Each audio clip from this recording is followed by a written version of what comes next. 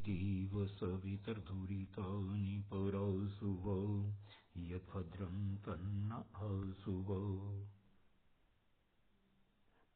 मित्रों, एमए उत्तरार्ध की कक्षा में आप सबका पुनः स्वागत है। हम सब मिलकर के शिशुपाल वध पढ़ रहे हैं। शिशुपाल वध का दूसरा सर्ग हमारे कोर्स में है। कल तक अपन 44 पद्य पढ़ चुके थे, 45 में से आज शुरू कर रहे हैं। बलराम जी अपना मत रख रहे हैं, जो कह रहे हैं उसी बात को आगे चलाया जा रहा है। माँ जीवन यह परावज्यात् दुख दग्धोऽपि जीवति तस्या जनिरेवास्तु जननी क्लेशकारिणः।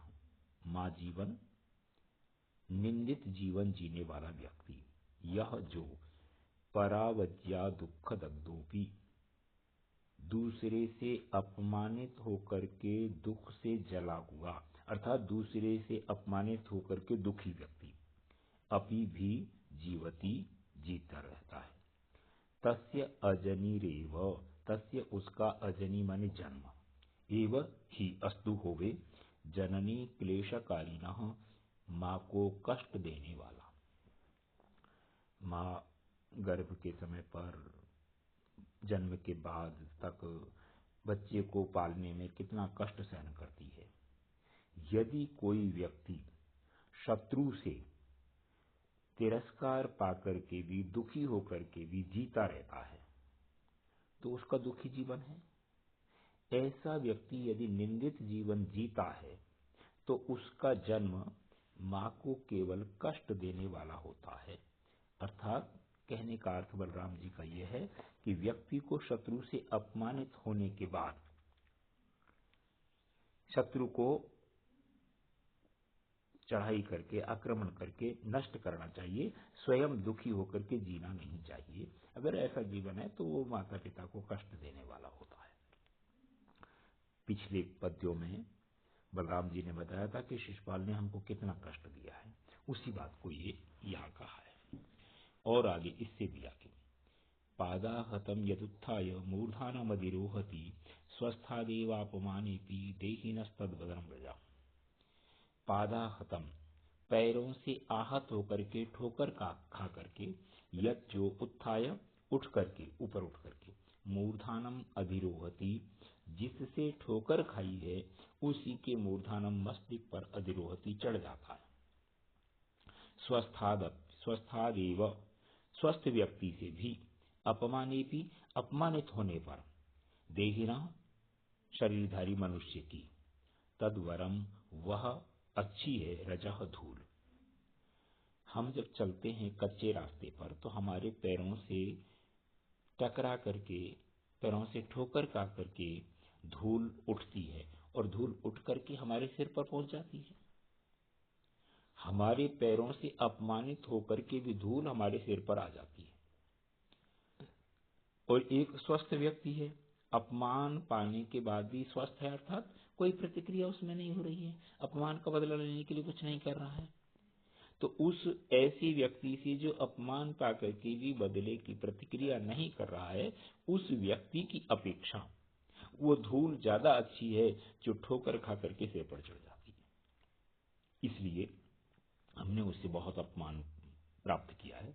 ऐसी स्थिति में हमें उसको मारना ही है, उस पर आक्रमण करना ही है।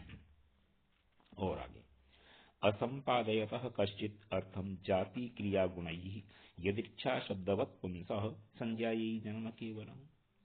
असंपादयतः, संपादित न करते हुए, कार्यों को पूर्ण न करते हुए, कश्चित्, कोई, अर्थम, प्रयोजन को, कार्य को, जाति क्रिया गुणैः, अपनी जाति के कारण से, अपनी क्रिया के कारण से, अपने गुण विशेष के कारण से।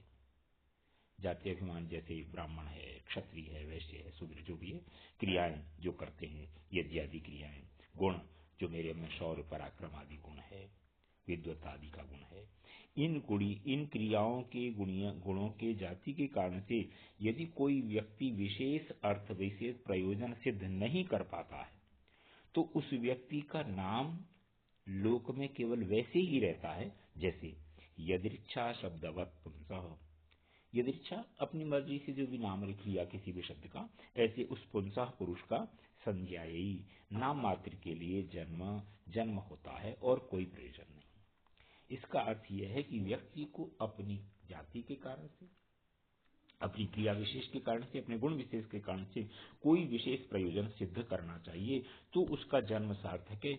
नहीं तो जैसे सामान्य शब्द दुनिया में बनते हैं, वैसे ही एक नाम उसका भी बन गया, उसका भी जन्म उसी तरह से व्यर्थ हुआ, कोई प्रयोजन विशेष नहीं हुआ।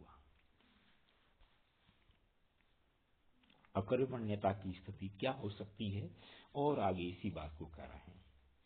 तुंगत्वमितरा नाद्रौ नेदम सिंधव वगाहदता अलंघनीयता हेतुर उभयम तन्मनुष्यिनी। तुंगत्वम ऊंचाई, इतरा दूसरी चीज अर्थात गहराई, न अद्रऊ पर्वत में नहीं, नेदम और नहीं यह, सिंधु सिंधु में समुद्र में, अवगाधता गहराई। पर्वत पर ऊंचाई होती है, गहराई नहीं होती। समुद्र में गहराई होती है, ऊंचाई नहीं होती।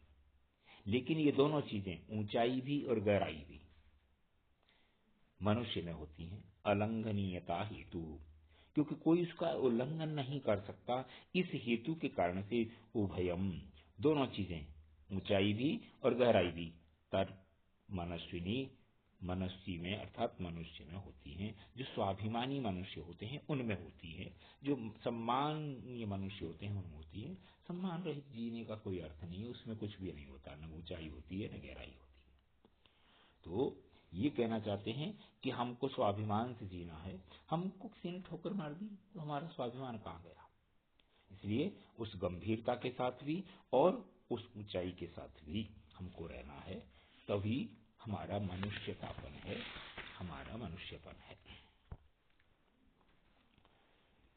तुल्ये अपराधे स्वर भानुमंतम चिरेण यत् हिमांशुम आसु ग्रसते तन मृदिम्नः स्फुटम फलम।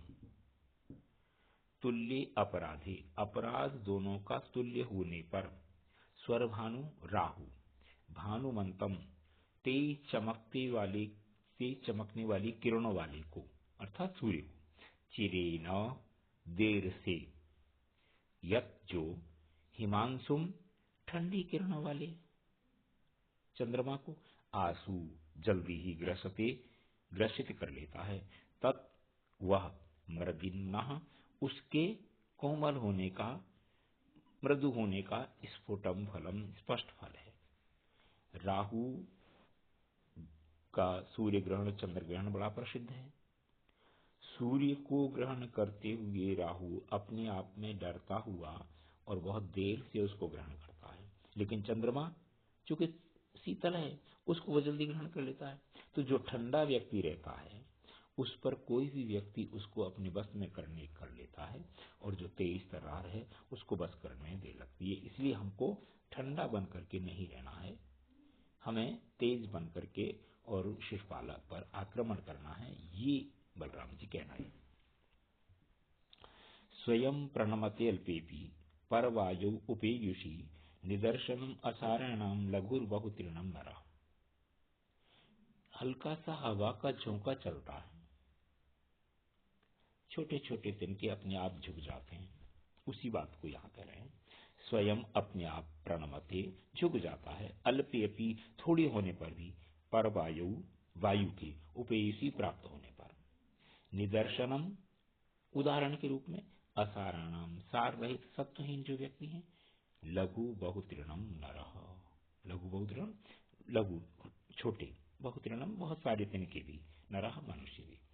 जैसे हल्के से हवा के झोंके पर बहुत सारे तिनके सार रहित होने के कारण से अपने आप झुक जाते हैं, वैसे ही परवायु शत्रु रूपी वायु के उपेय से प्राप्त होने पर जो निसार सार रहित बलहीन व्यक्ति हैं वो अपने आप झुक जाते हैं। तो हम बलहीन नहीं हैं, हमें नहीं झुकना है। इसलिए बलराम जी ने कहा कि हमको निश्चित रूप से शिशुपाल को सबक सिखाना ही है। तेजस्वी मध्ये तेजस्वी दवीयानपि गण्यते पंचमः पंच तपसस्तपनो जात वेदशाम। तेजस्वी मध्य, जो तेजवान है उनके बीच में तेजस्वी, जो तेज व्यक्ति है, दवीयानपि दूर होने पर भी गण्यते गिना जाता है। माने वो चाहे कितना भी दूर हो लेकिन तेजस्वी है, इसलिए तेजस्वियों के बीच में गिना जाएगा। पंचमः पंच तपस, पंचमः पांचवें रूप में, पंच तपसः पांच अग्नियों का तप करने वाला जो व्यक्ति है, तपनः जात वेदसाम, उन अग्नियों में तपनः सूर्य पांचवें रूप में गिना जाता है। ये कहना चाहता है कि जो तेजस्वी व्यक्ति हैं वो कितने भी दूर क्यों न हो, उनकी तेजस्वी में गणना होती है, लेकिन सामान्य व्यक्ति की कोई गणना नहीं होती। जो मनुष्य पंचाग्नि तप करता है वो अपने आप में तपस्वियों में गिना जाता है। सूर्य को दूर होने पर भी अपन गिनते हैं, और पास में आग को भी थोड़ी देर बाद बुझ जाने के बाद कोई उसकी परवाह नहीं करता। तो मित्रों, आज का पाठ अपन यही समाप्त करते हैं। इससे आगे वाला अपन कल पढ़ेंगे, इस सूचना के साथ कि पुस्तक लेकर के अपन को पढ़ना है। फोटो भेजने से केवल मूल आपके समझ में दिखाई देता है, शब्दार्थ और ये सारी चीजें जो है ना, उसमें पढ़ने के बाद, ये वीडियो देखने के बाद पुस्तक भी देखोगे तो सरलता से समझ पाएंगी। धन्यवाद।